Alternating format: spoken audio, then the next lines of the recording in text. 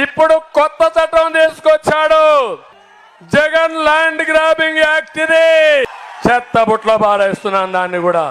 Land titling act అని పట్టుకొచ్చాడు. అది land titling act కాదు, అది Jagan land grabbing act.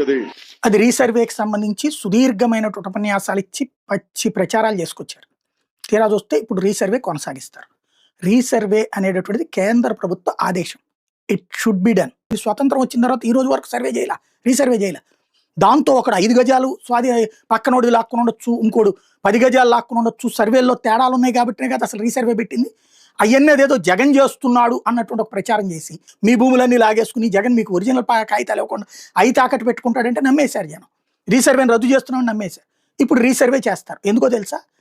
Resurvey చేసేటటువంటి వాటికి రాష్ట్రాలు ఎవరైతే చేస్తారో వాళ్ళకి 50 ఏళ్ల పాటు వడ్డీ లేని రుణం. అంటే ఇప్పుడు అప్పు తీసుకుంటే 50 ఏళ్ల పాటు వడ్డీ కట్టక్కర్లా.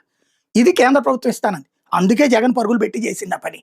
అతను పెద్ద ఎత్తున ఏర్పాట్లు చేశాడు. డ్రోన్లు, శాటిలైట్ లింక్స్, పెద్ద పెద్ద కంపెనీలు వచ్చినాయి, భారీగా చేసుకొచ్చారు.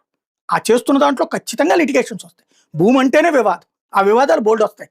ఆ వివాదాల ఫైనల్ సెటిల్మెంటే ఇచ్చేటటువంటి కాగితాలు. దాంట్లో వచ్చిన ఆ బాధపడే 10% చూపెట్టి 90% మందిని భయపెట్టేసినటువంటి పరిస్థితి.